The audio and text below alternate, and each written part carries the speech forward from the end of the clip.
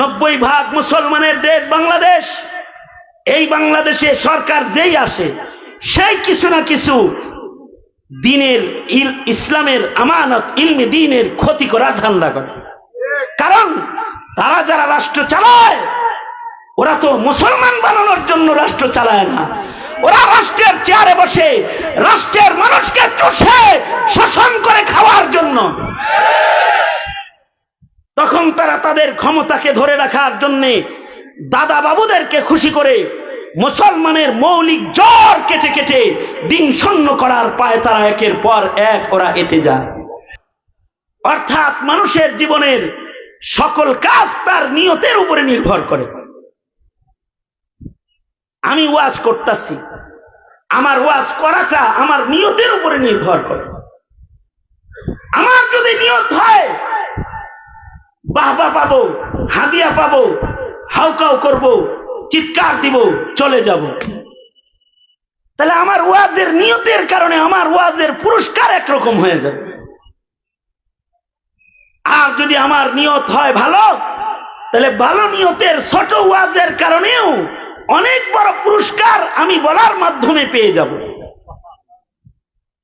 আপনারা যারা বয়ান শুনতেছেন তাদের শোনার নিয়ত যদি হয় ভালো, তাহলে আপনাদের একদিনের ওয়াজ শোনা আপনাদের নাজাতের কারণ হয়ে যাবে। আর যদি নিয়ত ভালো না হয় সারা জিন্দেগি ওয়াজ শুনবেন কিন্তু নামাজ পড়ার যোগ্যতা অর্জন হবে না।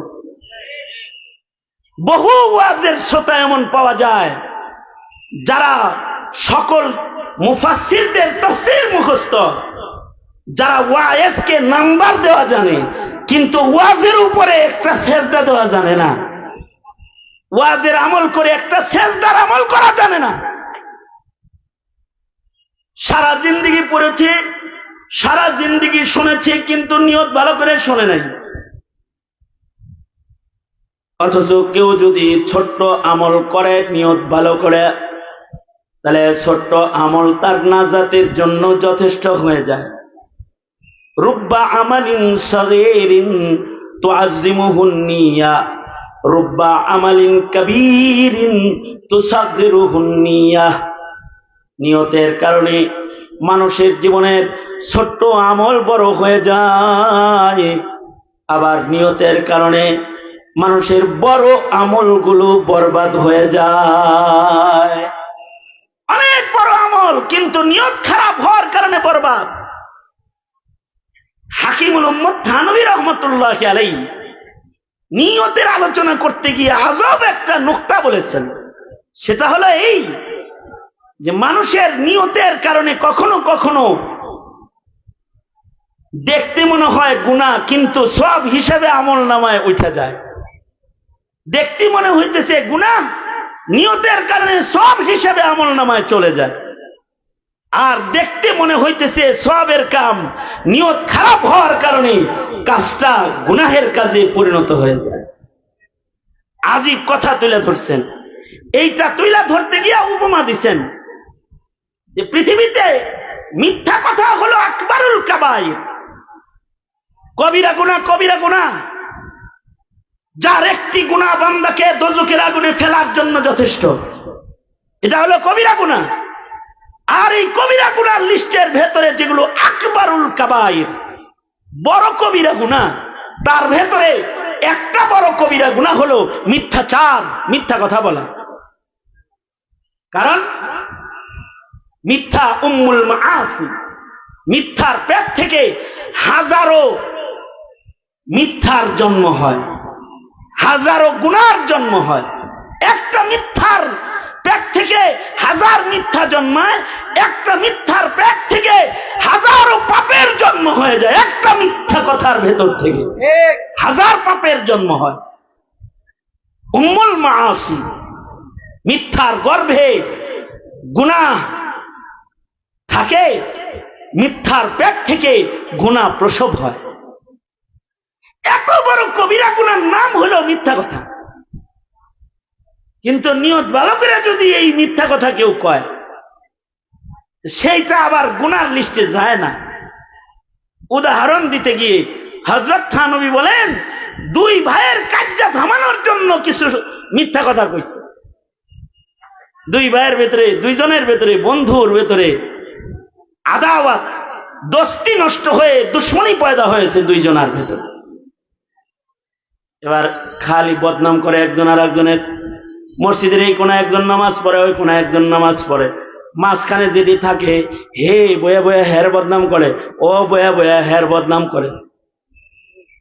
একজন চিন্তা করলো একরে একটু কাছাকাছি করি, বদনাম করছে একদিন খুব। তারপরে আস্তে করে যে মসজিদের উত্তর কোনায় এসে বসছে হের কাছে। হে কয় কিছুক্ষণ আগে আব্দুল সবুর তোমার লগে অনেক কথা কইল, হের লগে এত পিতলা আলাপ করলো, আমার ব্যাপারে কি বললো? এখন আব্দুল সবুরে আব্দুর রহিমের নামে যা যা বলছে হুবহু সত্য কথা যদি আব্দুর রহিম রেহান উত্তর মোড়া বসে বলে, এতদিন হইছে কিলা কিলি, আজকে হবে কুবা কবি। তার না বলে তার কিছু গুণগান বলেছে। সে বলল লোকটারে আমি দেখতে পারি না, সে দক্ষিণ পাশে নামাজ পড়ে, আমি উত্তর পাশে নামাজ পড়ি, কিন্তু আমার এই ভাইয়ের মতো একটা মানুষ হয় না।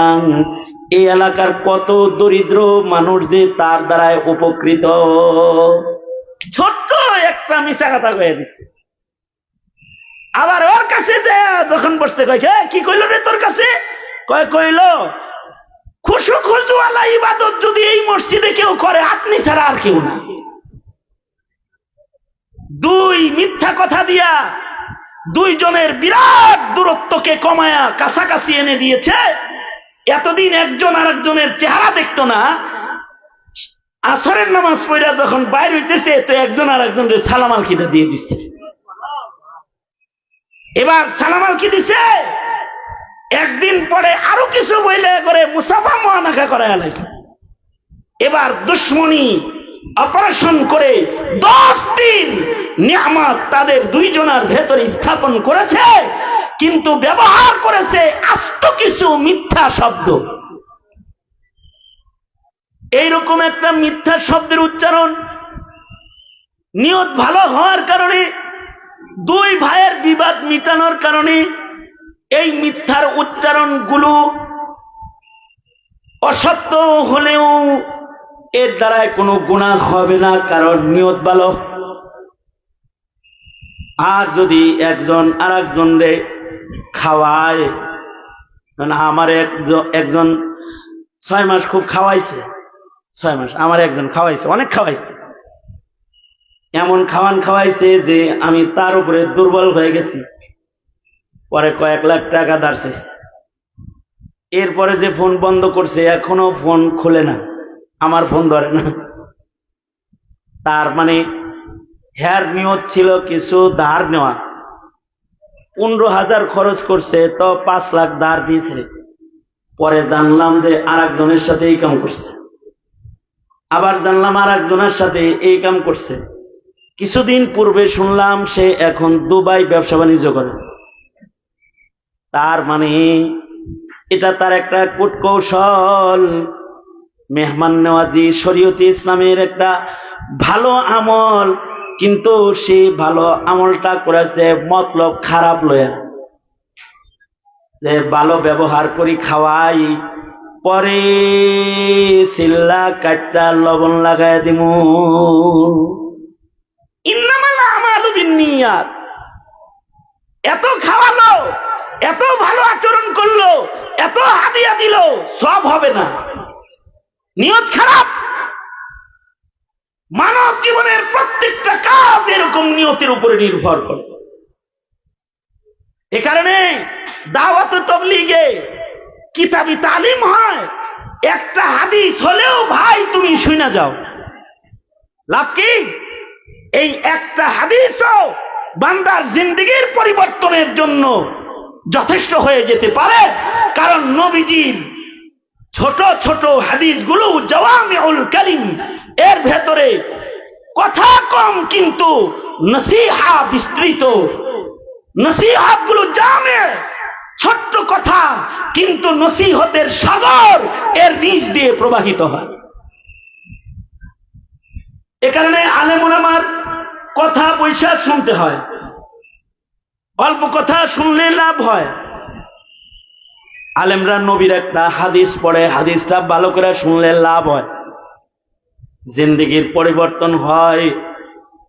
এ কারণে আল্লাহর রাসূল বলেন, বাল্লিগু আন্নি ওয়ালাউ আয়া, আমার পক্ষ থেকে একটি হাদিস, একটি কথা হলেও আমার উম্মতের কাছে পৌঁছায় দাও।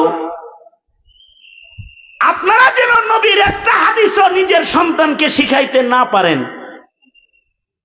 সেই চেষ্টা করা হচ্ছে। আমাদের মক্তবের ছেলেদেরকে 40 হাদিস মুখস্থ করানো হয়, ছোট ছোট বাচ্চাদেরকে 1 নম্বর হাদিস শরীফ, 2 নম্বর হাদিস শরীফ, 3 নম্বর হাদিস শরীফ, ছোট ছোট হাদিস ওদের মুখস্থ করানো হয়। আর আপনাদের শিক্ষা কমিশনে এখন মুনকিরে হাদিস বসাইছে। মুনকিরে হাদিসকে শিক্ষা কমিশনের অন্তর্ভুক্ত করেছে, অর্থাৎ যে হাদিস মানেই না তারে শিক্ষা কমিশনের জায়গা দিয়া আপনাদের কাছে হাদিস পৌঁছার সকল দরওয়াজা বন্ধ করার এক চক্রান্ত এতে বসে গেছে। অথচ নবীজির একটা হাদিসও কত দামি।